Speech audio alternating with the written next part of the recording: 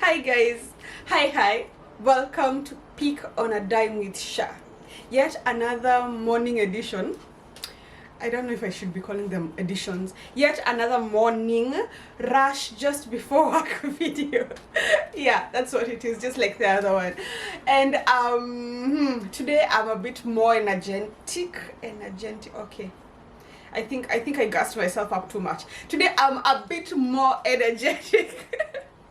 And today I am coming with information. But before I get to the information, thank you so much for watching Pick on a Dime with Sha. Thank you so much for being here. I saw all the love you guys gave me on my previous video where I was ranting about how tough immigration can get. If you have not watched that video, you are missing out.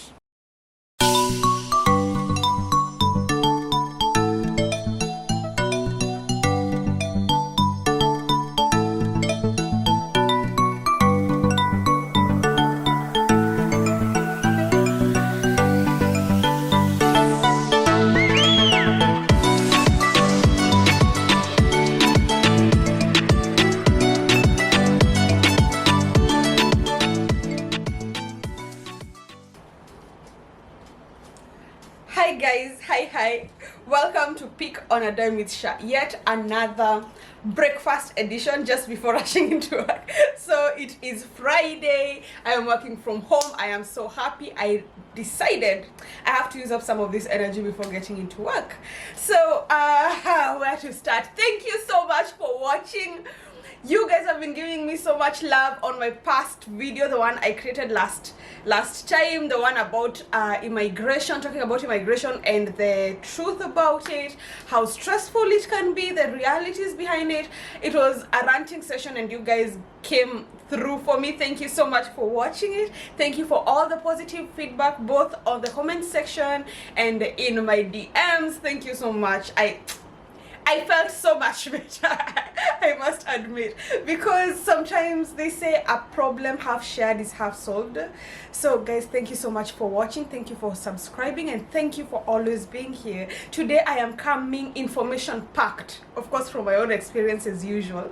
So I have had this question that has been asked one of the most asked questions ever since I started talking about my immigration story, and this has been on how to get accommodation, because I remember showing you guys the day if you watched the very day that I traveled, I'm sure you saw me settling into a house.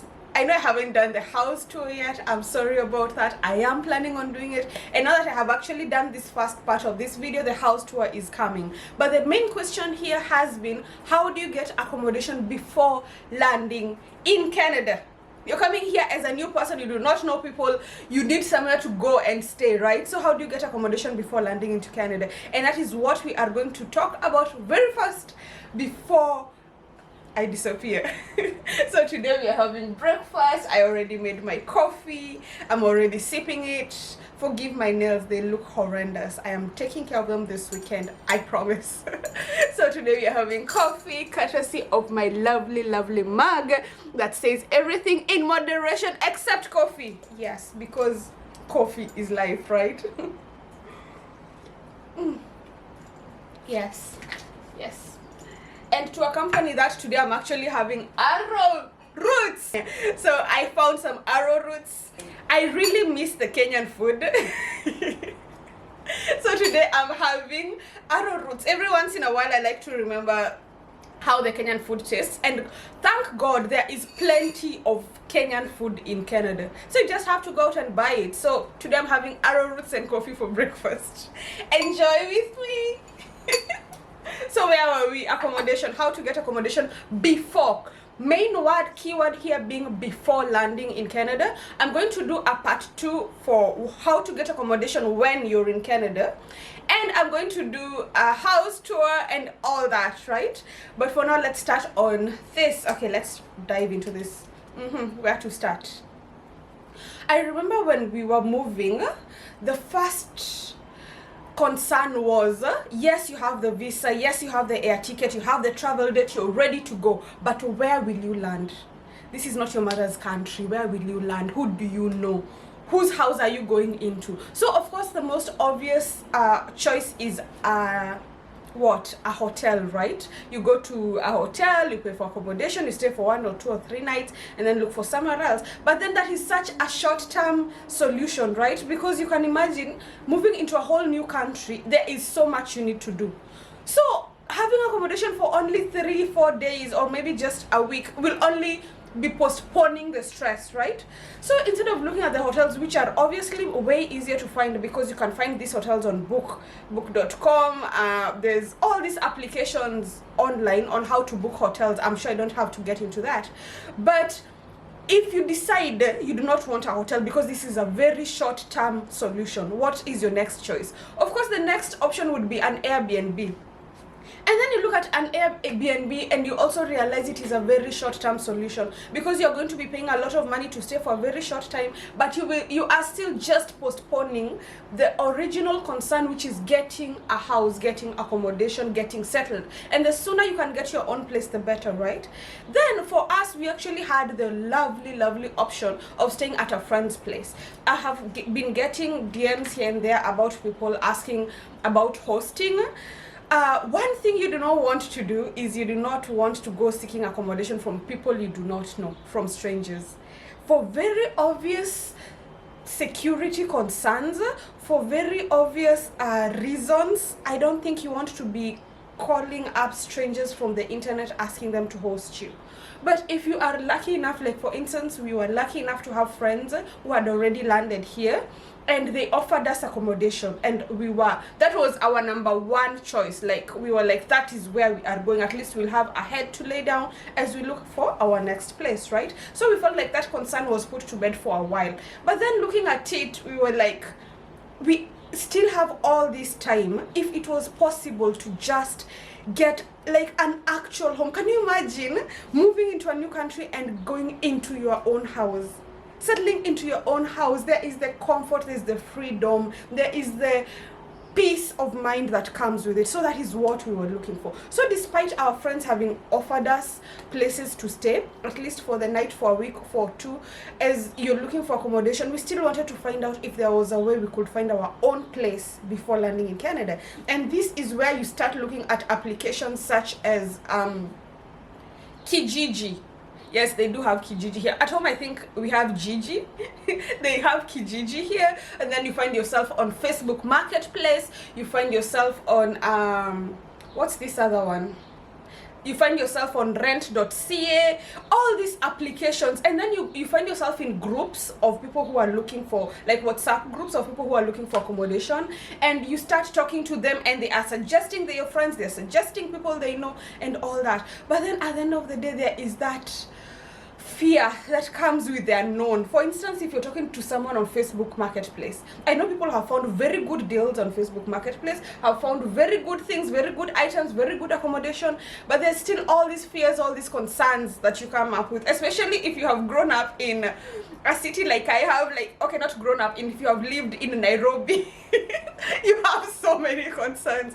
Again, I talk about Nairobi because I am from Kenya. Hello, my Kenyan people, and I love you so much. But okay, not but, additionally to me loving you, we have to confirm that if you have lived in the city, you will be doubtful of anyone who is coming to you and is too nice, offering 1 or 2, 3 things, right? So of course the biggest fear was all these offers we're seeing on this markets like Facebook Marketplace or in rent.ca, on all those, are they legit? How do I know for sure that I can trust these people, you know? So to bring my story to an almost end, or to the main thing, my biggest blessing was that a friend of mine who actually lives in Canada currently had a realtor. This realtor had helped her get a very nice place where she was living at that time. So she was like, I can hook you up with my realtor, you can talk to him and he can give you 1 or 2, 3 tips on how to get a house before you land here. And I remember this was like a month before coming to Canada, like a month say, and maybe 2 weeks or so, yeah, before coming, before the actual travel date. So we got the number of the realtor. I will put his name, his contacts on the description. You can talk to me if you want to talk to him directly. I will hook you up because this guy was a blessing. He was God sent in every possible way. I remember the first thing he did was ask us our scope. What are we looking for? So we were looking for 1 bedroom, we were looking for a nice place, we were looking for a good enough environment, a good neighborhood. Neighborhood is very key for me. And we wanted to be close to, you know, all the main things, such as the mall, such as the, you know, the TTC, that is the transportation, the bus stops, the hospitals. We wanted to be somewhere where it's happening, like close to everything. Also, having come from Nairobi, you do not want to go, okay, the main reason you came to Toronto to begin with was because you wanted to be where it is busy, you know, busy. So we wanted to be closer to the GTA. So these were the things that we wanted. And by the time I'm talking about all these things, we had done our research. I'm always telling you guys about doing your due diligence. Whether you like it or not, doing your due diligence is a must. In every single major decision you do in your life, you have to do your due diligence. I already told you my story about how I got messed up about my air ticket and my travel date, all because I hadn't done my due diligence. Do your due diligence. By the time you're getting to this realtor, know the kind of house you want, know the neighborhoods, know the provinces, know where you're moving to, know the kind of things you do not want and the ones that you do want, right? So after you know all these things, the next step is, of course, to talk to the realtor. They'll give you the options. So before we get to the actual options, they will ask you, what do you have? What do you have? So this is where you realize that renting a place in Canada is not like renting a place back home. My Kenyan people, how are you? This is not a place where you just walk to a place and you're like, this house is nice, unalipishaje, how much is this? How much is the rent? Okay, here's the down payment. For us, we usually pay, I think, down payment is 1 month, and then rent, yeah, huo mwezi for that month, right? That is how we pay it. Yeah. So usually, if you have the money in my country, if you have the money, you will get the house. Like, there is no other way around it. You just go talk to the caretaker. Is there a vacancy here? Yeah. Do I have the money? Yes, I do. Here it is. Here's the down payment. Here's the key. Come and move in however you want, right? So turns out in Canada, that is not how things happen. Here the landlord, the owner of the house, what can I call? Okay, let's just say the owner of the house, the place you're moving into, wants reassurance. They want to be sure that you will be able to pay this rent. And no, 1 month's rent will not do. 1 month's down payment will not do. They want to be sure you will be, because here a lease is for a full year. Back at home, you can move in today for 1 month and be like, I really don't like this neighborhood, I really don't like my neighbors, I don't like the house, I don't like the water coming from the tap. Whatever reason you can give, you can just move out the following month. Here you sign a lease for a full year. For instance, if you're coming in January, your lease ends in December the following year.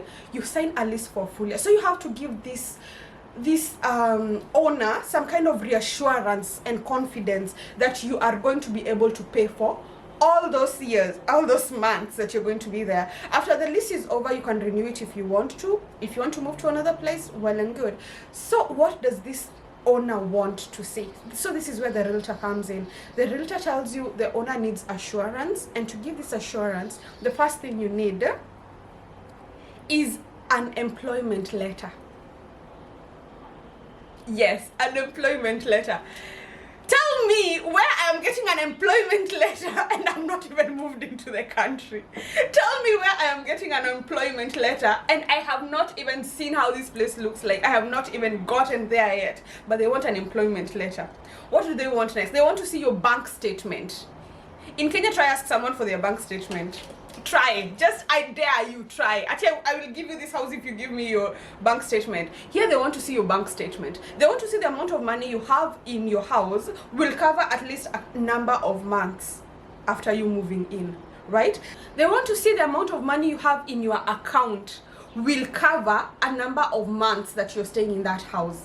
The letter of employment is to show that you have a steady income. Actually, most of them ask that along with the letter of employment, you attach 1 or 2 pay stubs for your payment. You know, they want to be sure that you are getting a steady income and you will never not be able to pay this rent. You see, what was the other thing they are asking for? Other thing they are asking for is a credit score. Tell me how I am getting a credit score and I'm still in Kenya. Actually, you're not even using a credit card. I am. Still in Kenya, I'm in a country that does not have a credit card. Thank you. I do not even know this credit card system. I just hear about it. I hear people talk. In Kenya, I use the money I have. I use my debit card. After that, debit card just comes into play every once in a while because I'm using cash. But now you're asking me about a credit score, and yet I do not even understand the credit system yet. Me understanding the credit system should be a whole story on its own. I should just sit down and rant and narrate to you about the credit system in this country because, oh my god. Yeah, so where are we at? You need your credit score. Credit score is for my country people, my kingsmen and women. The credit score is to show that you have been paying bills on time, your bills on time. So having a credit score shows that you have been using credit and you have been paying it back on time. It shows that you are credit worthy, you know, that someone can give you credit and you will pay them back. That an institution, a person, anything, anyone can trust you with a debt and you will pay them. You have no history of having not paid your debts. You have no history of running away with people's money, you know. So that is what credit score comes into play. So tell me, I am in Kenya where I pay my bills with at the very most M-Pesa. Where am I getting a credit score? Where are you getting a credit score? So those are the top things that they are asking for. So the other thing they are asking for, I almost forgot this. How did I forget this? They're asking you to have guarantors. Honey, I am in Kenya.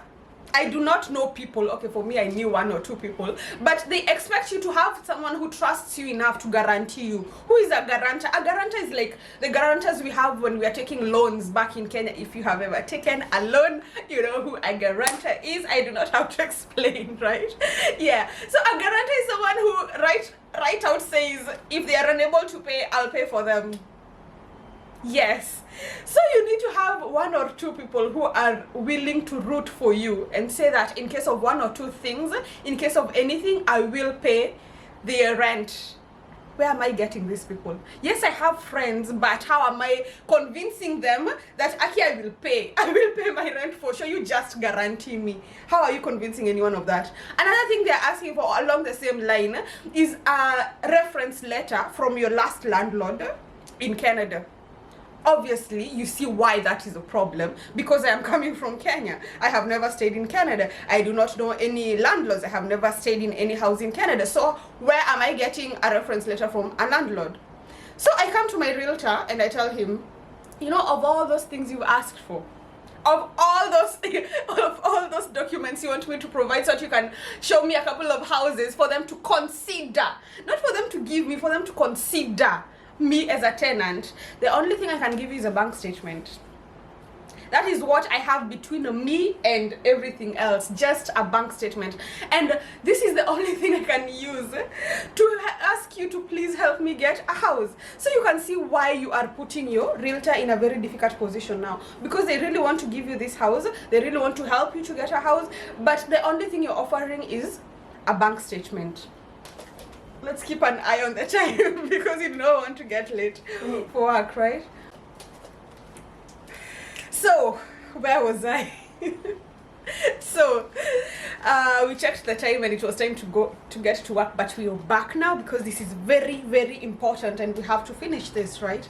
So, where were we?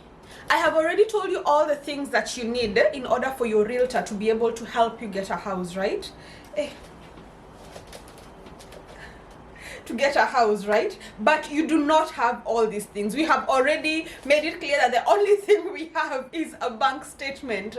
And thank God for the bank statement, because if you're coming through the express entry like I did, you already have that proof of funds, which is good money. So once you show this to the person giving you the house, they should be confident enough. So the main thing here is to be open and candid with your realtor. Tell them this is the only thing I have. I do not have a guarantor. When I came, unfortunately, I could not have anyone guarantee me. Just tell them I do not have a guarantor. I do not have a job. I do not have a credit score. I do not have even my country's. There are those who will ask you for your country's version of a credit score, which is a bit complicated if you ask me. having to figure out your country's version of a credit score and having to compare it to the Canadian kinda, it's a whole other hassle. So just go out and say, I do not have a credit score, I do not have a job, I do not have a guarantee, I do not have a letter of reference from a previous, or kind of a previous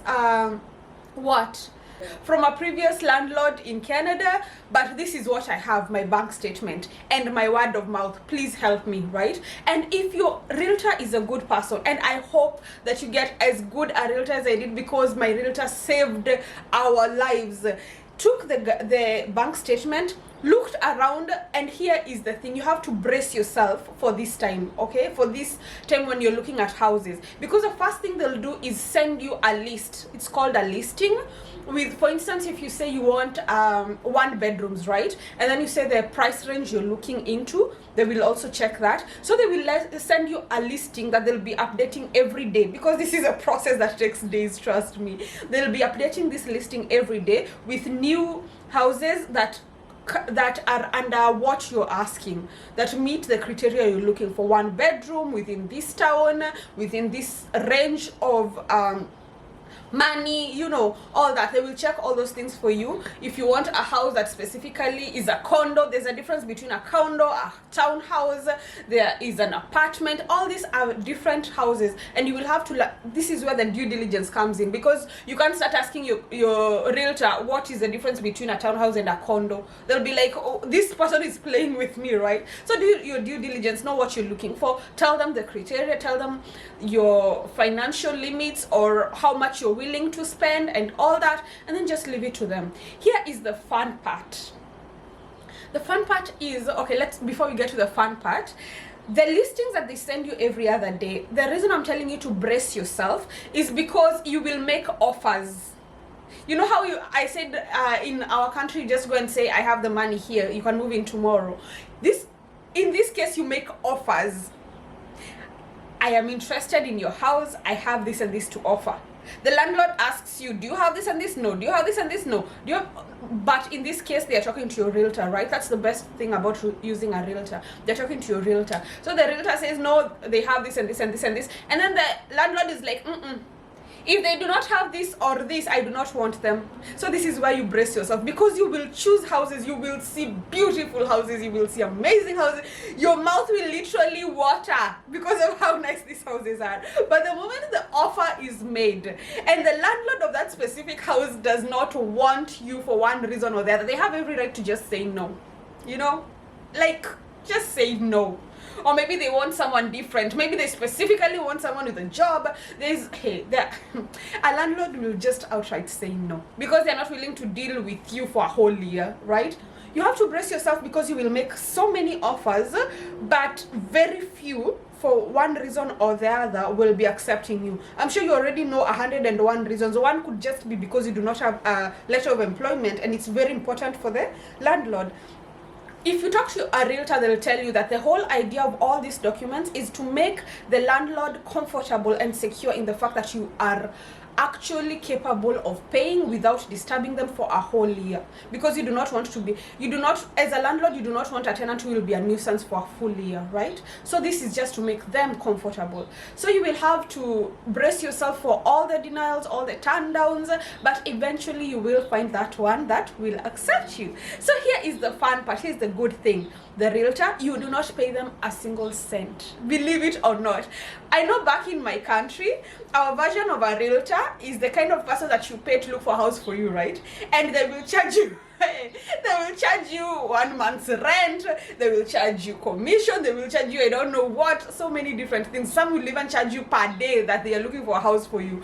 But here, the realtor does not charge you a single cent. They do all these things free of charge. Their payment comes from the landlord after they deliver the tenant, after you have agreed.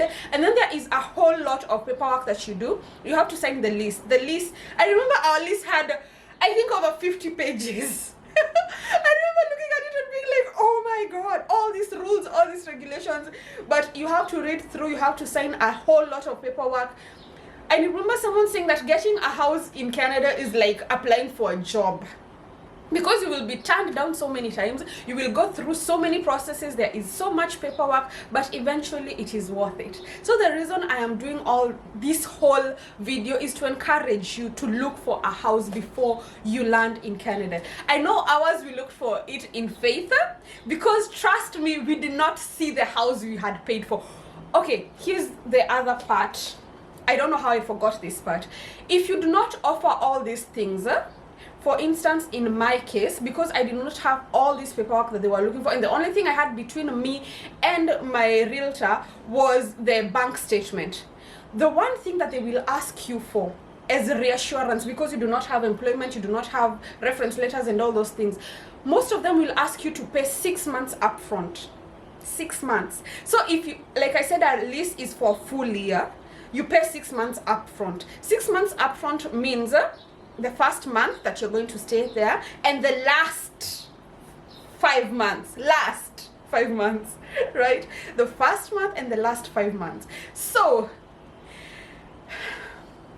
do those calculations. For instance, say you're staying at a house that the rent is, say, 2,000, because you're staying within the GTA. You want a very nice 1-bedroom, very close to all the amenities, town house, a condo and all that. Roughly you're paying 2,000 Canadian dollars. Multiply that by 6. That is the amount of money you are going to be paying your realtor. Not your realtor, sorry, your landlord.